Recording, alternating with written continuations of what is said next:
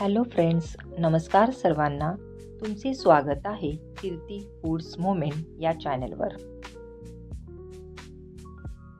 आज आपण बनवणार आहोत चमचमीत ब्रेड सँडविचेस. हे ब्रेड सँडविच तयार करण्यासाठी लागणारे 3 मेन सोर्स म्हणजे पहिले मार्केटमधून आणलेले फ्रेश ब्रेड, दुसरे तयार केलेली बटाट्याची भाजी आणि तिसरे म्हणजे बेसनचे मिश्रण. येथे मी step by step recipe mention केलेली आहे, तुम्ही ती बघालच.